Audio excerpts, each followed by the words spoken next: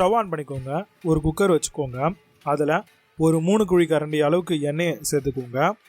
எண்ணெய் நல்லா காஞ்சி வரும்போது 1 ஸ்பூன் அளவுக்கு கடுகு சேர்த்துக்கோங்க. கடுகு நல்லா பொரிஞ்சு வந்தோடனே இதில் வெந்தயம் ஒரு 1/4 ஸ்பூன், இடித்த பூண்டு ஒரு கைப்பிடி அளவுக்கு, ஒரு 3 காஞ்ச மிளகா அதை 4 கிள்ளி போட்டு நல்லா வதக்கிக்கோங்க.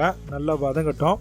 இப்போது இதில் 2 கைப்பிடி அளவுக்கு நம்ம வெங்காயத்தை வந்து சேர்த்துக்கலாம். அதாவது 3 வெங்காயத்தை சாப் பண்ணி சேர்த்துக்கலாம். நல்லா வதங்கட்டோன்னு வெயிட் பண்ணுங்கள். நல்லா மிக்ஸ் பண்ணுங்கள். மிக்ஸ் பண்ணி விட்டுட்டிங்க அப்படின்னா நல்லா வதங்கும். இப்போ தக்காளி வந்து பார்த்தீங்கன்னா வெங்காயம் 3 போட்டிங்கன்னா தக்காளி ஒரு 6 தக்காளி சேர்த்துக்கோங்க. சேர்த்துட்டு நல்லா வதங்கட்டோன்னு வெயிட் பண்ணுங்கள். 1/4 ஸ்பூன் அளவுக்கு மஞ்சள் தூளை சேர்த்துக்கோங்க. 1 ஸ்பூன் அளவுக்கு தூள் உப்பு சேர்த்துக்கோங்க. அதே மாதிரி 1 ஸ்பூன் அளவுக்கு வீட்டுக்கு குழம்பு மிளகாய் தூள் சேர்த்து நல்லா வதங்கட்டோன்னு வெயிட் பண்ணுங்கள். எக்ஸ்ட்ராவாக காரம் தேவைப்படும் பட்சத்தில் இன்னொரு ஸ்பூன் அளவுக்கு நம்ம வீட்டு குழம்பு மிளகாய் தூள் சேர்த்து நல்லா வதங்க விடலாம். எல்லாத்தையும் நல்லா மிக்ஸ் பண்ணிவிட்டு ஒரு தடவை 2 தடவை செக் பண்ணிக்கோங்க. அதே மாதிரி 1 கப் அளவுக்கு தண்ணி அந்த அளவுக்கு ஊற்றிக்கோங்க. ஊற்றிட்டு நல்லா வந்து பார்த்திங்கன்னா மிக்ஸ் பண்ணுங்கள்.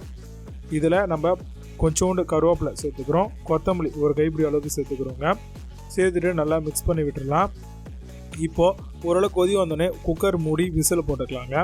இதில் வந்து நம்ம எப்போ பருப்புக்கு எப்படி வேக வைப்போமோ அதே மாதிரியான விசில் விட்டுடலாம் உள்ள காய்கறிலாம் வேகிறதுக்கு.